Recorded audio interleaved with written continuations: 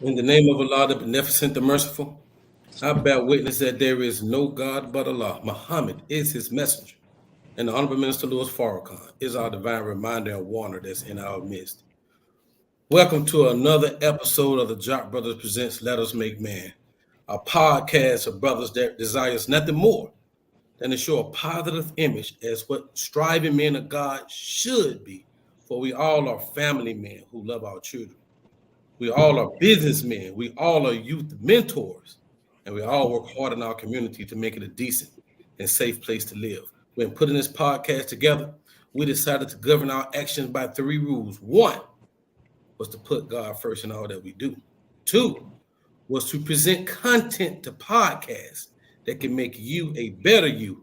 And three, to showcase brotherhood and unity amongst men that you can be proud of. My name is Brother Kawhi Muhammad. I'll be your host and moderator for the night. Born and raised out of Atlanta, Georgia. I'm a brother that's very interested in the beginning of things and in the root of things, motivations and inspirations. So I hope you enjoy my line of questioning. So let me get to the other host of the Jock Brothers. The host I want to introduce to you first, born and raised out of Orlando, Florida. Brother is he trumped us all in years of being a married man. My brother, who always brings a positive attitude to all our meetings and shows, my brother Jackie Muhammad. Yes, sir. Yes, sir. Jock Nation, Jock Nation. Welcome again. Welcome. Good to see you. Good to see you. It's Ghost. All right. Praise be to Allah. But look, Jock Nation, we have a wonderful show, a timely show. If you have been watching all the storms that has been taking place throughout America, you can see that the words of the Honorable Minister Louis Farrakhan proves true. And we have our brother here tonight who's going to talk about disaster preparedness. So this is a good show for all of us to tune into. And if you have any questions, Jock Nation, send them in. Thank you, Brother Kawi. Yes, sir. And the other host of the Jock brother born and raised in New York City, son of a legendary Muslim out of New York City, but he ain't trying to lean on the good name of his father, but trying to make a name for himself. Brother now lives out in the West Coast area. My brother, Ahmed Bia.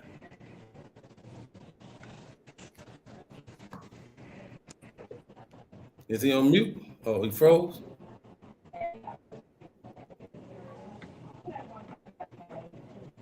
Okay. Go ahead and get, can you get the, let me see. Go ahead, Ahmed.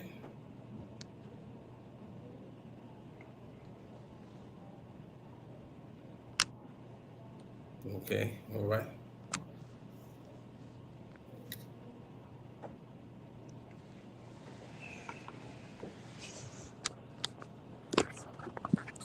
I see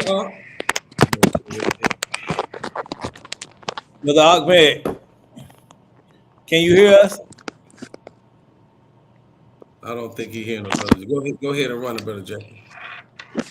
Well, look, Jock Nation, once again, we want to thank you for tuning in to the Jock Brothers tonight. We ask that you subscribe and share the show. We definitely appreciate the support that you have been giving us. We still have our initiative going on. We want to get the baddest, boldest newspaper behind the bars of the belly of the beast, and we need to get this final call behind the bars in the belly of the beast. So definitely we want you to continue to support that initiative. You can go to $Jock Bros, $Jock Bros to support that initiative, and we can get the final call to anyone that you know of who's behind the bars, who's behind the belly of the beast, the bars, the belly of the beast, and we can get this out to our community, brothers and sisters. So if you have any names or anyone that you would like to get that final call to, please send it to this address, jockbrothersviewers@gmail.com, jockbrothersviewers@gmail.com. So thank you all once again. Back to you, Kawi. Yes, sir. Yes, sir. So let's get to work. Like Brother Jackie said at the beginning of the show, the Honorable Minister Louis Farrakhan, has been talking about this weather for a long time. Watch the weather. And of late, that weather has been as active as it has ever been. You see people out there struggling right after the weather hits, and a lot of them had never prepared for it, don't have a preparation plan. So this show, like Brother Jackie said, is a timely show, and we have the right brother on the show today to talk about that, to talk about things that need to be done to get you prepared for whatever disasters that's about to take place. So let me get right into his bio. First of all, this brother here is an entrepreneur, a husband, a father, and a farmer. His love of animal husbandry and agriculture came at a very young age from his family in Puerto Rico. He started studying at Chicago State University, where he heard the Honorable Minister Louis Farrakhan speak on agriculture in 2010. At that time, he was pursuing a career in medicine. He later earned his bachelor's degree in biology at Tennessee State University. He has been practicing urban agriculture since 2014 and was in Will Allen's farming program for 5 years. Now that's big. That's big time. That's big time right there. Brother Randy has cultivated several farm spaces, including Muhammad University School of Urban Agriculture at Mars Mariam, and has mentored countless aspiring farmers and youth. Most recently, he and his wife have acquired, get this, a 28-acre farm and retreat space in South Georgia called Osafa's Oasis. Osafa Oasis is a work in progress and will feature farming, workshops, gardens, and programs centered around healing, including oddity. With no further ado, and with a Job Brothers round of applause, I want to introduce to you our brother Randy Muhammad.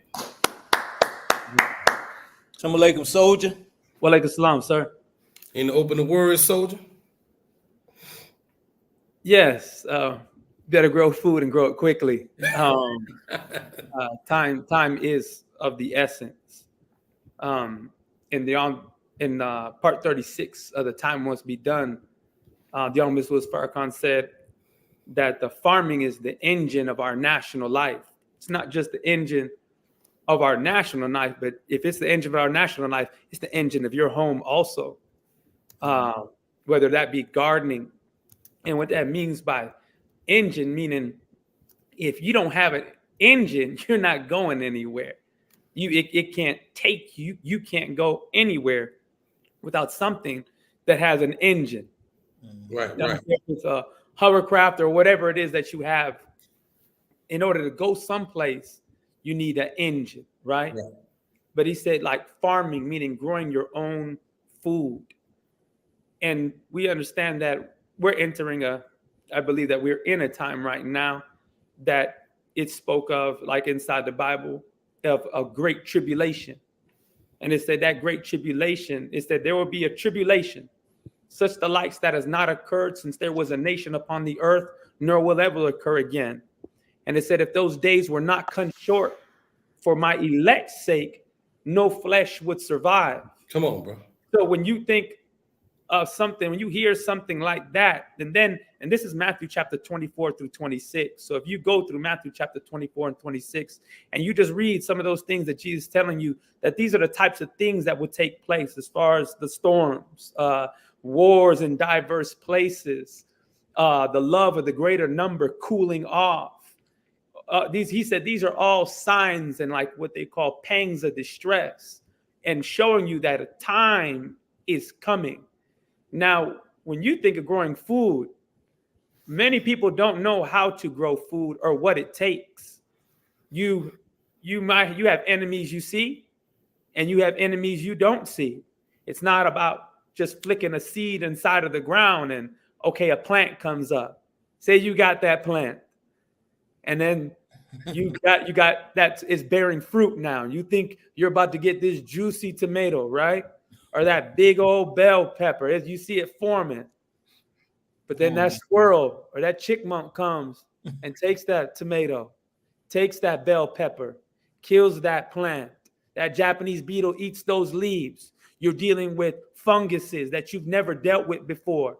Now your whole crop is gone because you didn't practice, Right. because you didn't heed the warning, because you didn't take the necessary steps when the message was first delivered. The timer must be done. That was 13 years ago. 13 years ago. No, 11 years ago. So that was 2013. Yeah, That's 2013. 11 years ago. So that's and Young Mrs. Farrakhan has always been telling us to grow our own food, but he really stressed it there in the timer must be done, part 36. And when he gave that little shortly, before then, he gave that part 36. He came to my school, Chicago State University, in 2010, when I first started pursuing my degree in biology to go to medical school. Then he put up a picture of a cow, and he showed all the things that this same pictures on the USDA website, and it shows you all the things that you get from a cow. And I remember I just couldn't get that image out of my mind, and I was just so fascinated, like, wow, all these medicines, like. And I remember thinking, at that time, I was like, well, I'm going to go to medical school, and I'm going to make some money, and I'm going to go ahead and buy the farm. But later on in my career, I started seeing that, well, you become a doctor, you're going to be in that doctor's office all day long, like 16-hour day long. And so when you think of how much work it takes to run a farm, it takes all day long. But Randy, let me ask you this. When I was thinking of disaster preparedness, I was always thinking about items that you need to store away just in case there was a situation where we couldn't leave our homes, like storing up, like the canning that we do where we store up a whole lot of food for a specific amount of time.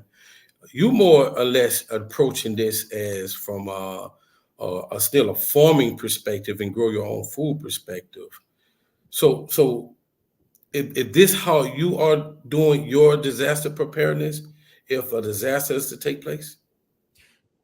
Yes. So when you think of survival, right? You think of survival. You can't say survival without mentioning separation. Because, okay, look at it like this. Who grows your food? And there's a lecture the Honorable Minister Louis Farrakhan gave in 2005 at Kennedy King College. It's called Healing Begins in the Mind. And there he went real deep in addressing our mind, because we are dying right now because we are in their food system. Mm-hmm. Now we don't produce nothing that we eat, absolutely nothing. And when you think that when we don't produce nothing, you have an enemy producing your food. Everything that you eat, everything you take inside of your body. I just went to the store and I bought some baking powder to make my son some pancakes, right? My wife stopped me. She said, no, we don't eat this kind because it has aluminum in it. Like, who puts aluminum inside food that you put inside your body knowing that this causes Alzheimer's? Your enemy. You see? Exactly. I used to work on a med surgical unit, and I dealt with nothing but cancer patients, and the types of cancers that we're getting today is not like anything else. And when you understand that, and this is what the Honorable Louis Farrakhan was talking about, and I believe he was mentioning it in part 36 and other parts, and the time must be done, was that memorandum 200. And that was the depopulation memorandum given by the Food and Drug Administration, to everybody. So if you're not in the mind of growing your own food or providing for yourself and your family, how can you even say survival?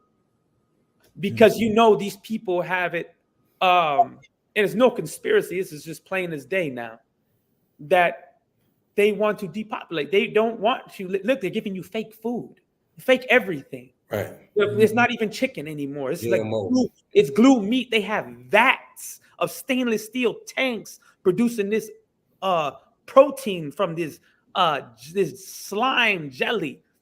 And we're always the last ones to know. Clone meat. You know, what else are they putting inside of your food? God knows. I mean, if you listen to Brother Nuri when he talked about how many chemicals were just inside this Chick-fil-A sandwich and Popeye's chicken sandwich. You see, when like what do you need? So like I told my wife, I said, you know, we don't buy bread from the grocery store. Like you go get that wheat from Muhammad's farm, and bread only need about 3 or 4 ingredients. That's it. All that whole paragraph long for what? For what? And see, we're ingesting that thing and thinking that, you know, we're going to live. See, when you think of like 3 to 6 months of surviving, right? 3 to 6 months, you said we're told to store food inside of our homes, canned food. And then what? Then what? You have 3 to 6 months. That's a growing season. Then what? You going back to Piggly Wiggly? You're going back to Kroger? You're going back to Whole Foods, brothers? No, that's not going to be here.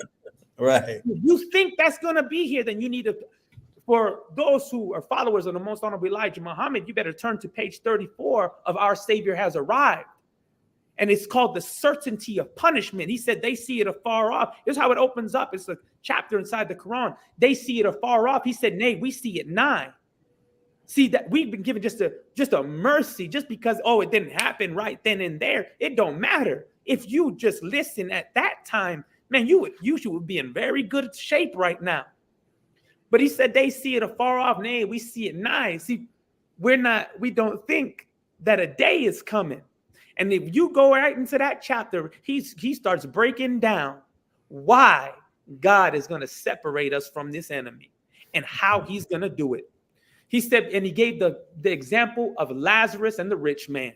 He said, because we're so in love with our enemy. See, we love going to Whole Foods. You know, we love getting the food or the death brought to us. I can't even say the life. We love getting that death brought to us. We're happy that we can order off of Amazon. But tomorrow, my dear brothers and sisters, when he tells you about those storms, right?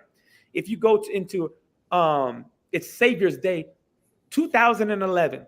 You can't even get this online anymore. Heck, you can't even watch part 36 on the time it must be done online on YouTube anymore because they're taking all this stuff off. And so in 2011, he says, every plague that you read about that happened, that says happened in the Holy Quran, he said, did not take place then. He said, every plague that you read about will happen right here in America. He said, you will not make me a liar. And so when you understand who the Honorable Minister Louis Farrakhan is and the warning that he gives, this is to putting just in, you have to put this in your mind. This is the context, how you have to see this. He's talking about every single plague. So when you read about Pharaoh touching that God touched his animals, touched his crop, the most honorable Elijah Muhammad in that same chapter, at the end of that chapter, after he goes and tells you about Lazarus, and how he kept wanting to beg from his table.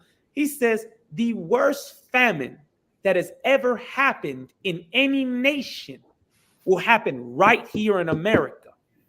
That's what he closed with. In the criterion, page 33, last paragraph, the Honorable Minister Louis Farrakhan said, he said, when I leave from here, by whatever means that I leave from here, he said, death and destruction will befall America like that. I'm not willing to take a risk with that. Not for me and my family and all of my loved ones. When I established that farm space on the side of Mos Mariam, there was a visual because the children, nobody was doing anything.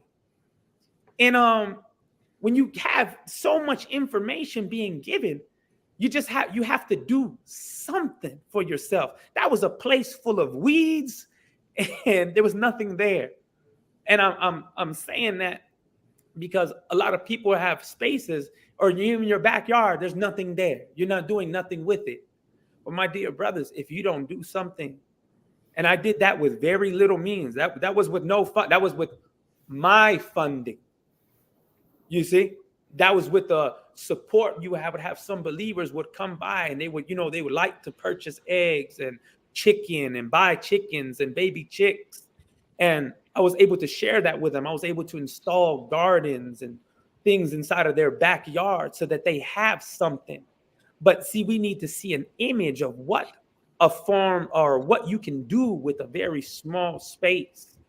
And we can't take it for granted the time that we have. If we don't move and move very quickly with growing something and doing something for ourselves in the way of food production, you don't need a lot of space. And that's what that example in Mos Mariam is. You don't need a lot of space to grow a lot of food. So You- let But me- I got a quick question. Yes, sir. Yeah, I got a quick question, bro. Now, like how we asked earlier, you know, you have disaster and you have survival. So there's a lot of different moving circles in that same area that you're talking about. But how does one get started? Maybe I haven't read Tidy to Live. Maybe I haven't acquired any of these books or these books of knowledge, but I want to step out there. I want to take that first step in survival, in preparing for disaster. What do you suggest for someone to do? Well, that's a good question. And see, when I say we have no excuses because you have millions of people on YouTube, TikTok, Facebook, gardening, showing step by step how to establish, how to just grow a box, how to put a food box. You have a brother right now in Chicago, brother Malik Ithaca, that does little short videos. I was just watching one right before I came over here with my wife, and he was just showing how to put up together a simple box. But you're asking, okay, how do I do it? Just go on YouTube. There's no when you want more like in-depth like training, that's when you come to Osafa's Oasis. That's when you Right. for the program. Like you have an acre, you have 10 acres, you have 30 acres, you have 100, you have 1,000 acres. That's when you come and get the training from Brother Randy here at Osafa's Oasis. That's when I'll show you how to massage the earth, how to use the land, how to work the land, how to make it productive. That's what I focus in on. It's really getting back to the earth. So you really have to go into a mind. Like survival it's a mind. And I'm gonna show you there's a lecture, I believe it's in 2008. As a matter of fact, it's a study guide that the Honorable Minister Louis Farrakhan gave. And it's called Educational Challenge, a New Paradigm for the 21st Century. And inside of that lecture, and that you can find that on YouTube. They have about 40 minutes of it on YouTube. You might want to hurry up and watch that before they take that down. Or you can order that from the Final Call store. And I would definitely, if you don't have that, you definitely want that lecture and you want to review it. Remember, it's a study guide 21. And inside of it, Dr. Louis Farrakhan says this. He said, what I'm about to say is, he said, might, like shock some of you. But he said, I am the way. I am the way. When the only person I ever heard say something like that, I am the way, that I've heard was Jesus inside of the Bible. Right. That's the only person I ever. So it made me think like, well, what do you mean I am the way? Like what way? What way is that? See, he told every single one of us and his executive council, he said, you don't love deep enough. You don't love deep enough. So what do you mean you don't love deep enough? How do I love? How can I get into love? See, he's showing us the way we have to think. See, we have to be in love. See, when you think of love, you got to think of sacrifice. I'm going to give it my all. You see, I'm going to give it my all. And that's the type of mind you're going to have to make it through this. When you talk about disaster preparedness, he said, just try and survive. Just try. But if you can't love, you won't love your life. You won't try to protect yourself. You won't plant. I'll tell you what, you start, like, go plant a tree in your backyard. You start there. Find what tree produces like a mulberry tree. They have dwarf mulberry trees that produces a tons of fruit that you can learn to turn into jelly, turn into juice, turn into medicine. See, you have food growing out there. You have to make it like a whole system. That's how you have to make your backyard when you think of survival. But when you think of like care, see, these things, all of it is life. It needs care. And that's why I'm saying love. See, you can't come with just a white man's mind where I'm just going to put this type of chemical on it, because tomorrow you're not going to have that. You have to care for these things. You got to care for chickens. You have to have love for all of these things. And if you don't have love, let me share what you, Mr. Farrakhan told me when he came by the farm at the mosque. He said, your love for these chickens is like your love for God. This is what he said. Your love. That's what he talked about. He said your love is like that. And I just, you don't know what to say when he talking to you. You just say Allahu Akbar. I said, yeah, Allahu Akbar. All praises due to Allah. But he's showing me the way. Is that you have to, when you plant the plant or whatever it is that you're growing, find out everything that you can about it. You want to find out what eats it, what protects it. See, a backyard or a garden or a farm is a chessboard. It's not checkers. It's chess. Every piece that you put out there, every move that you make, has to be calculated. It has to be one thing protecting another. You need to learn how to protect plants. You see, how to protect chickens, how to protect whatever farm animals that you have. Like when I moved to Georgia, right? I didn't know anything about farm dogs. And that's why I came down here to expand my knowledge. I didn't know anything about farm dogs, but I went and got probably like 23 or 26 sheep, right? They all had babies. I had like probably 20 baby lambs.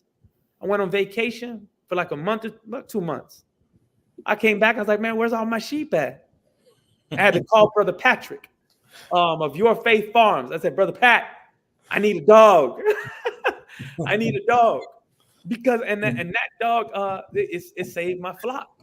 So you have to know, like, when you have certain things, how do you protect it? Like heck, Dr. Ridgely right now on the nation's farm, right? He's catching hell right now because he don't know how to protect the watermelons. You thought you can build a fence, but see, God has aerial predators. Yeah. You have things that you gotta know how to use your forces, right? So this like some trees repel certain insects. So when you think of like survival, like disaster preparedness, where are the wet spots inside if you're in an area, Houston, right? Houston's getting flooding rain, right? How do you grow in something like that? What's the best thing you do? Do you want to grow in the ground? No. You know, something Sister Ava said. She said, I never figured why people want to live in the path of Allah's wrath. So if you know you're in the path of Allah's wrath, you have to think. Well, you got to get out of America then. Well, no, you got to separate from her. You got to separate from her. But it's like, how do you build? What type of design are you coming up with? So you need to be studying and researching people who live in flooded areas, even stepping outside of this country. You know, you need to be studying over in Hawaii or Guam or places that receive a lot of flooding. If you're in California, you need to be studying people that deal with mass drought, because we're about to experience droughts like you've never seen before, right? So even though we might be in a certain area, like right now, how have you loved and prepped your soil so that it can absorb water, so that you don't have heavy runoff or heavy watered areas that will kill all your plants when you try to plant? So you might think that, oh, I got this big crop. I'm doing all this work. I'm about to have a big harvest. And shoot, until that rain comes. And I learned that lesson at Mont Marion, right? You think, see, nobody's safe. Nobody is safe. No, there's There's no such thing as a title or anything like that going to protect you tomorrow. There's So I none got a of couple that. questions. And I'm gonna show you. Oh, I was okay. growing over there.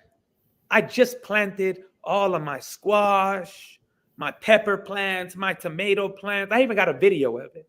Planted everything over there. It was beautiful, right? Just like that, some freak storm came, a hailstorm, flooded all of that. All that work I did, rushed, water just rushed in. All from the mosque parking lot, flooded that whole area.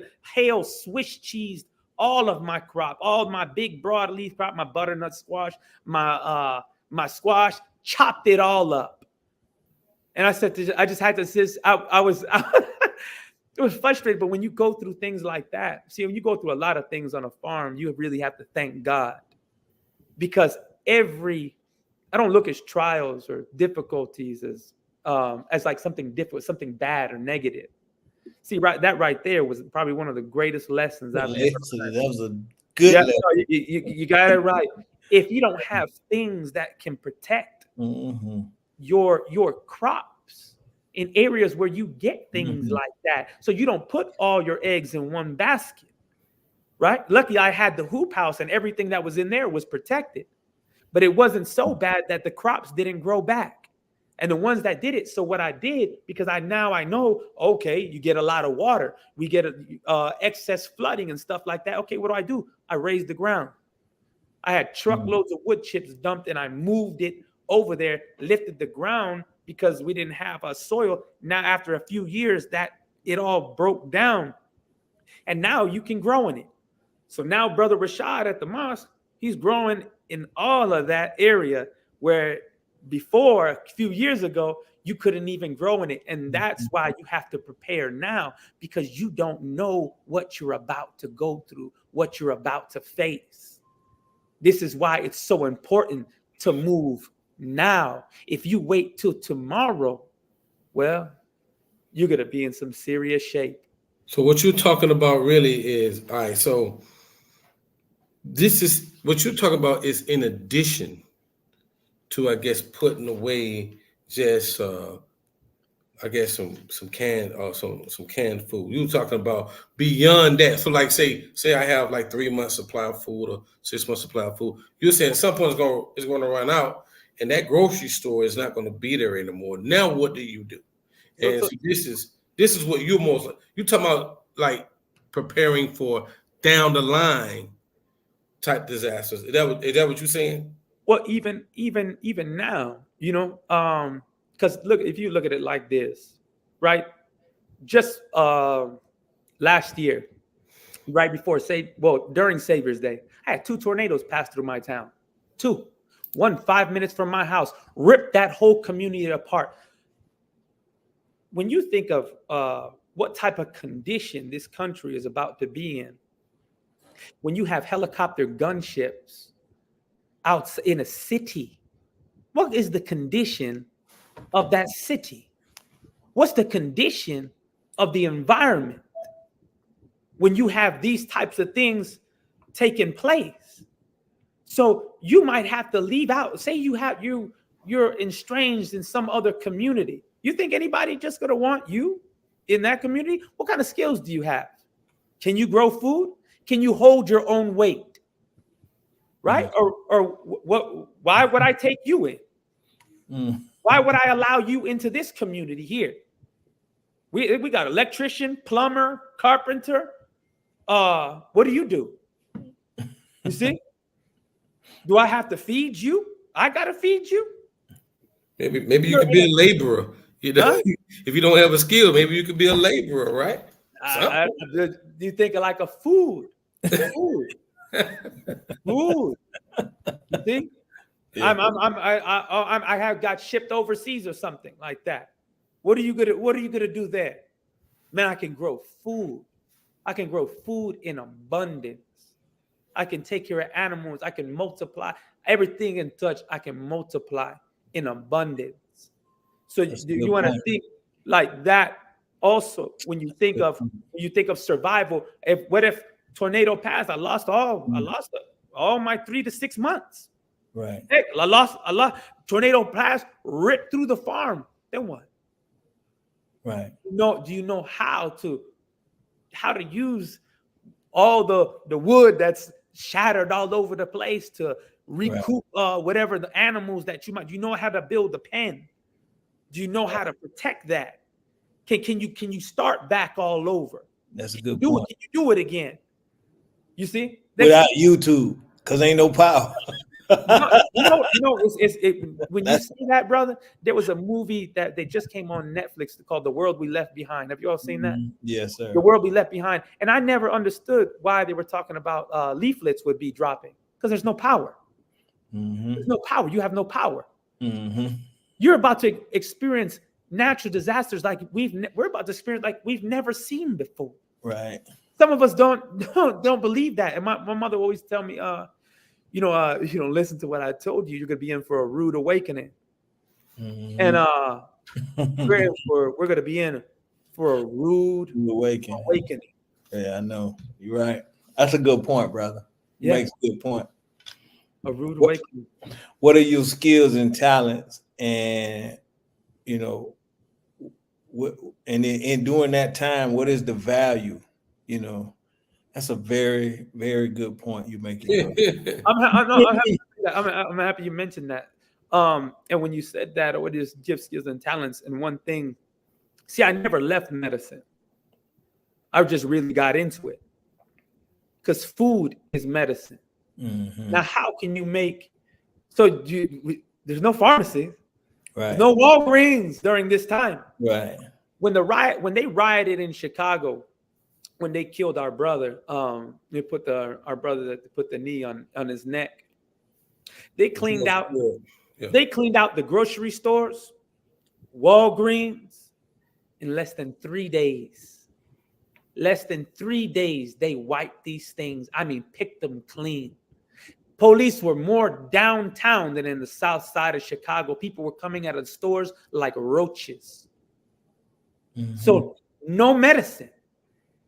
What happens when you have some bacteria inside your stomach? How do you deal with that?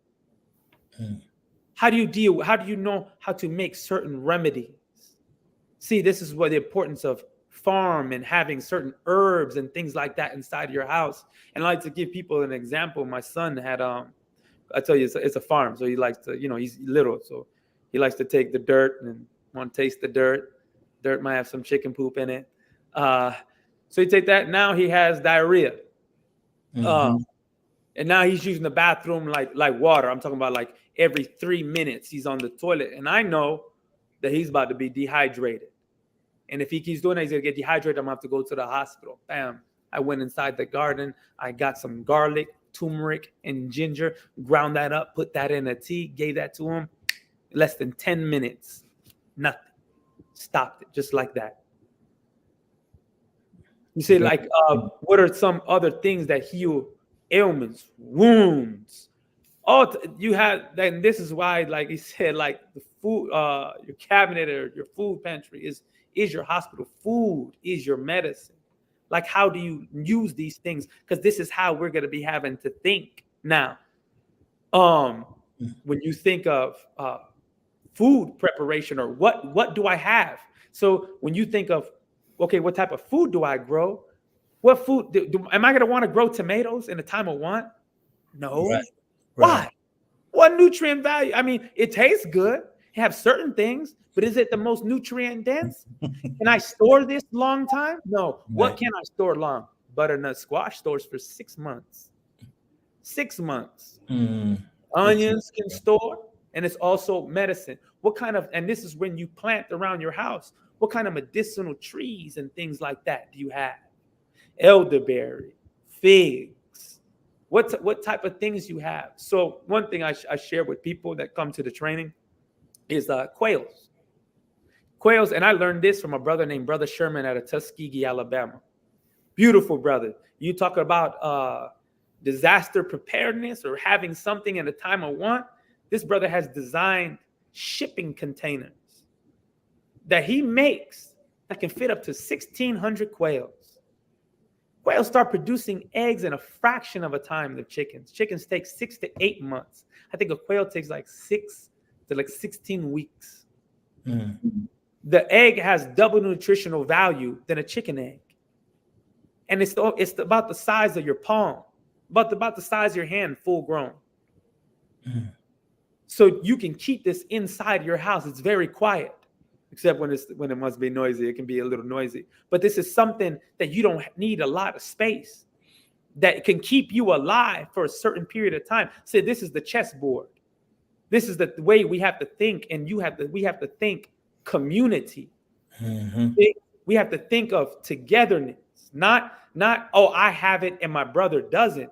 No, that's not the heart. See, that's not love. And that's what I'm talking about, the mind of Farrakhan. See, the mind of a savior, the mind of a lover.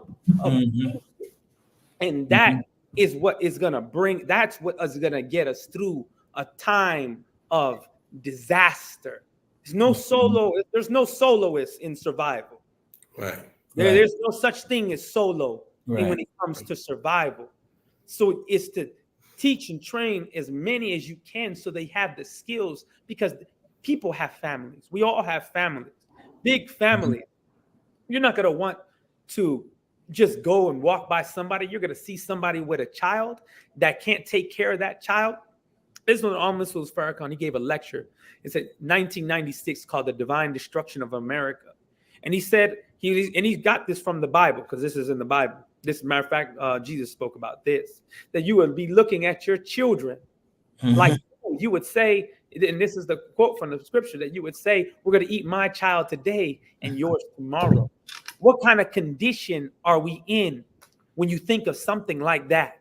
We're a woman that would kill anything if you harmed her child.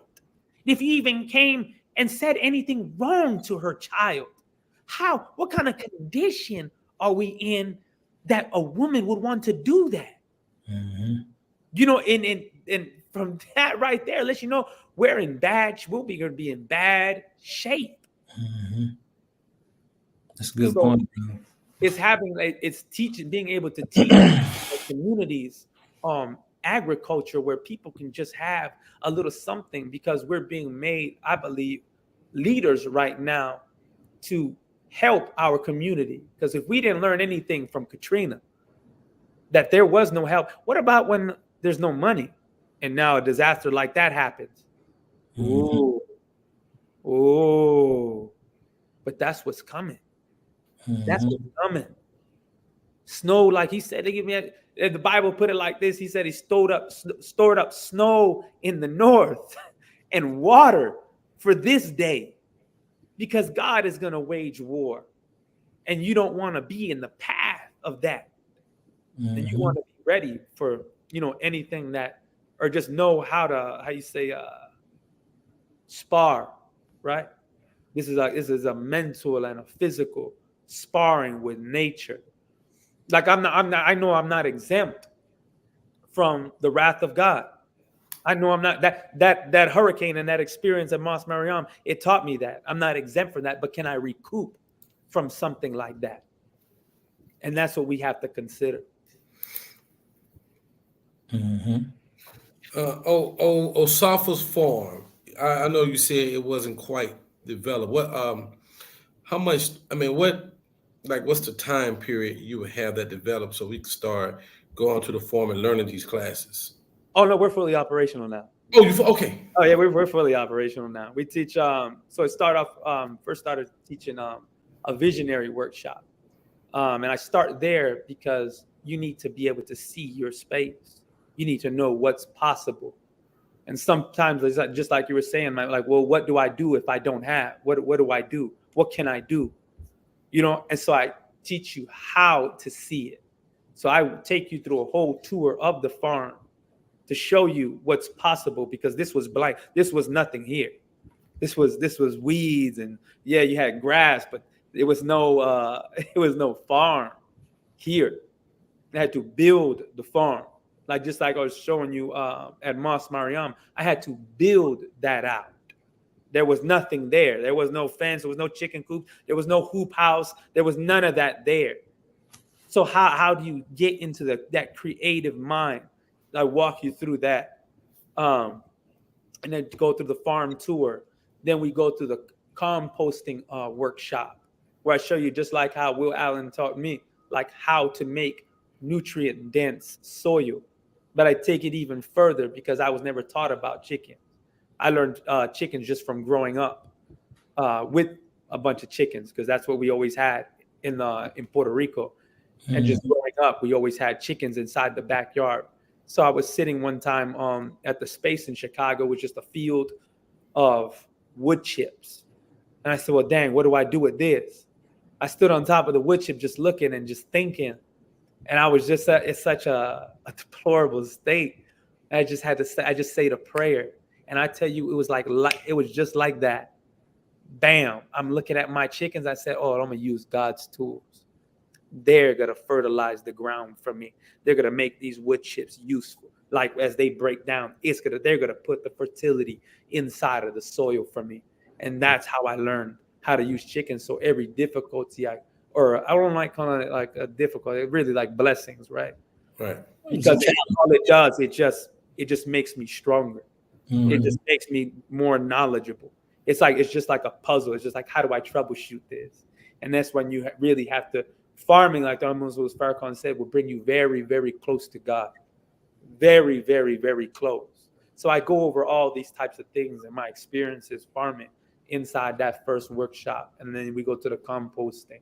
Then I showed people how to process chickens, sheep, cows. If you're interested in doing this, how to build hoop houses, the different types of hoop houses that you can build. Because there's not like just one. Like what can you do in real small spaces? Like how do you make it functional for you and your family to maximize it, right? Because tomorrow you're not going to want to be building decks and pergolas and it's nice to have all those things, but tomorrow you will be pulling up every piece of wood in your yard for growing space. Every piece. I went to a person's home to do a consultation.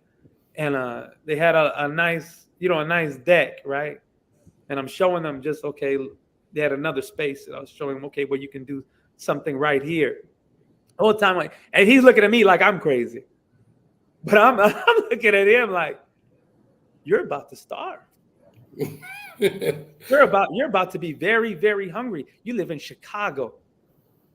You live on the south side of Chicago. They clean those grocery stores out in less than 3 days. Where are you going to get food from? You don't got that. You didn't store up that much food. You didn't can that much. Mm-hmm. How fast are you going to go through that? And then what are you going to do? Where are you going to go? You think trucks are coming inside and delivering food? See, that's the thinking that Piggly Wiggly and Whole Foods and Mariano's and Amazon there. But no, you better be wise. Nobody else coming. Elijah Muhammad. Nobody's coming to save us. Right. Like we have to adhere and pull up. And it all goes into this right here. It says, see, we're all waiting for a test, right? We're in a test right now. Will you sit and wait for a mystery God to bring you food?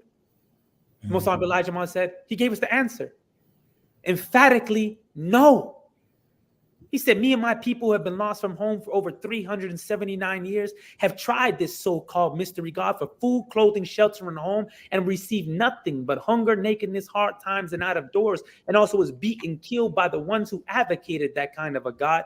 And no relief came to us until our prophet came by the name of W.D. Farad, meaning a man. Meaning if you don't get up and do something for yourself, shoot, you ain't going to have nothing. Beautiful, beautiful. I really never considered anything that you said before this show. I'm gonna be honest with you. The extent of my preparedness was just the canning, the getting some extra candlesticks just in case the lights went out, extra batteries, a generator, some solar power, stuff.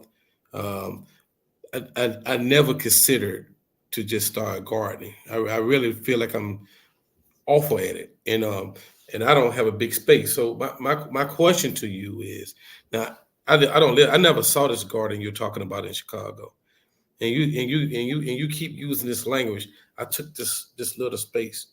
You got to describe what do you call little, and how big is that space for one, two. How much did you put in that space? Now, and if it's a big space, I mean, little to me, right? It's the modern day houses. They don't have much of a front yard. They don't have much of a backyard. Now that space at Mars Marriott may be bigger than that, and you calling that little. So just in I don't have much. Like most people, modern don't I got you. real estate agents. I'm selling these houses, and they're this close to each other, like this house, and then there's another house, right? And the yard is probably as big as like 3 good jumps, and Yes. that's it. What can you do with that space? That's perfect, right? So I had a 2-flat in Chicago. I built a 15 by 20 feet hoop house. Didn't care like what I had in that backyard. I had over 700 chickens inside raising them in my basement. So if you have like basement, I'm talking about baby chicks. I got videos and all this. I can show you. And a matter of There's fact, no room to operate, right? And there's no room to maneuver with those many chicks in that space, correct? no. It's a system. See, everything is a system. How do you design it, right? So I made a system to collect and catch the manure and take it. I was just taking it out and feeding my garden. Now that was just me in my small space, right? But I just told you about quails. Everybody can raise quails in that backyard in a small chicken tractor and move it inside of their yard, just piece by piece by piece. Look, you have your eggs, and if you get real hungry, you probably don't want to eat them, but you can eat that. You can Gonna eat it if you're real hungry. Oh yeah. So you grow vertically. You have to grow vertical when you have, and I've seen people just a small balcony. I had so many plants growing on my. I had a small balcony, not even I wouldn't even say it was 10 feet. It was a 4x8. Just say a 5x8. Give it an extra foot out. You know how many pots and hanging plants that you can put, lattices that you can put up to grow food? So that you do pole beans, you do squash. When I say there's anything you can think of like growing wise, it's all on YouTube. There is someone teaching on a space. We just have to look it up. Just go online. And this is a big thing where we put our mind at. See, this is where we have to have our mind in. Just watch it. I watch video after video after video of people building, people growing, whatever it is, making medicine. I watch video after video after video. And because I have a biology background, I understand how to do these things. This is what I spend my time doing, reading and studying books on how to. We don't have like time to waste. I was never into like sports and things like that, so I don't waste my time doing that. And I'm way too busy. Like with farm, just before I came over here, I just moved 6 chicken tractors and moving my chickens around to help fertilize my field. And I'm talking about hundreds of birds. I had to deal with baby chick issues because they get sick. And you have to know how to deal with all this stuff when you're growing food and things like that. So it's a constant, it's a process. It's just a big chessboard. So when you think of like a just small space, what is most nutrient dense and it can survive? Like, can I take it inside the house? Right? If you had to, you can just put things in buckets. Oh, that can be in the living room. Trust me, tomorrow you're not caring if I have 10 tomato plants inside the house. You're not gonna be you're gonna be wanting that. You're going to be wanting that. You're going to move the couch. Matter of fact, the couch can probably go outside. I need all that growing space right there. It's grow lights, knowing how to use grow lights. Grow lights can make your plants very stringy. And so if you put them too far away, you're just going to have it's going to be a weak plant, and then it's just going to die. Is learning how to do that. And how you learn how to use grow lights the best is watching people that grow hemp. Yeah. And they do it the best because they grow all indoor. And those are the best people to study to produce indoor crops like tomatoes, peppers. They have whole systems designed. So when you think of disaster preparedness, or I'm in an apartment building. What can I do? How can I turn my closet or a one bedroom into one giant grow room? Mm-hmm. This is all this is possible in winter. What am I thinking of insulating? See, this is when these canned goods come into play, because when it's winter time, if you're not in a warm area like Florida where you can almost grow year round, what kind of infrastructures do I have set up? Well, you can build mini greenhouses right there, like on your property, and it's still aesthetically pleasing. But tomorrow, like I said, you're not going to care about any aesthetics for quite a while. Right. We don't eat baby. Exactly. Baby, right? Exactly. This is big, man. This is good talk. Yeah. Quick scenario. I mean, everything destroyed right now. Everything. We looking around. It's nothing. What's the first thing you doing? Need water. Water is the biggest, one of the biggest things. They have a thing called a Berkey filter or Berkey water system. And as a matter of fact, at Brother Ghazi's event that he did last year, the brother, his name's Brother Stephen Muhammad out of Dallas, Texas. Mm-hmm. And he was teaching on how to filter water. It sure was. Think of like flooding areas, you also get cholera. And this is what our brothers and sisters were dealing with over there in Haiti. And just, if you don't think that we're about to go through these types of things, remember the Honorable Louis Farrakhan said that Fukushima nuclear over there in Fukushima in Japan, that tidal wave and all that nuclear disaster, he said that's coming right over here. So and that's the, I'm happy you mentioned that. When you think of, water, that's the most important thing. Would you have can you find a clean water source, or do you have those filtration bottles that can filter disgusting water? That Berkey filter can filter nasty water and make it drinkable water. So studying those water systems, you even have so many people that are so smart among us. There's a brother that builds collects condensation, condensation. And he builds, he has these water systems, and I think he went over there to help over there in Haiti with those water systems. But studying that, how do I clean water? How do I have those water barrels? So if you think you're in an apartment, you can put a 55-gallon water container inside of there. And this is why making sure different family members have certain things, different friends have certain things. And that's why I say community is most important, in people having this type of education to help educate the people in their community. Because when you do that, you're really setting up your survival system, right? Your survival system. Because this person might be able to hold 20 rain barrels, right? Brother, can I give you I got to give you the money, but here, I bought one. Can we keep it over here, right? You have it, I have it, right? You stored it over there, thinking of things like that. How much water do I need? Right. So Brother Ren, this is part of the show. We about to close it out, but we do have final words portion of the show. And as our special guest, we want you to get the final word, and we're gonna go around the horn. So, Brother Ren, the final words. I pray this helped all of you.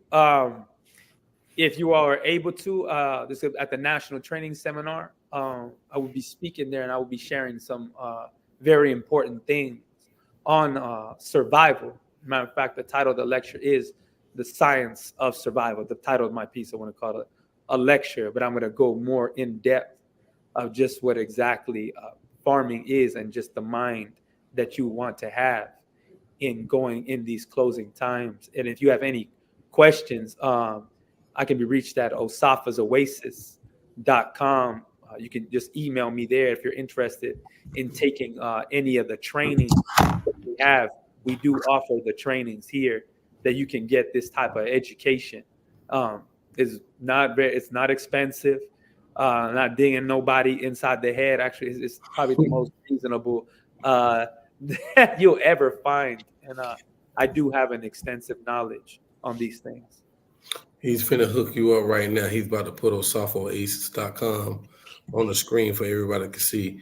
Please, everybody, when Brother Jackie put it up, write this down. Visit his website. As you can see, his brother very passionate and knowledgeable. Is that the correct? Yes. You had apostrophe S, but is no that's it. Okay. Okay, yes, everybody, please get that down and go to his website. And how often do you do the training? I do these trainings every Saturday. Every Saturday. And sometimes it's Saturday and Sunday, depending on what the workshop is. Like the Visionary Workshop is a 2-day workshop. The Hoop House that's a 2-day workshop because it entails a lot of building. So if you're out of town, just let me know, and I can kind of design the next workshop for an extensive. During the summertime, I do want to do a week-long intensive where I go through all of it. I was just trying to make it more feasible for the people to be able to attend, because I know not everyone can take a whole week off of work. So I'm just trying to make it where you can at least get some of it or just piece it as time goes by. Okay. Do you make this workshop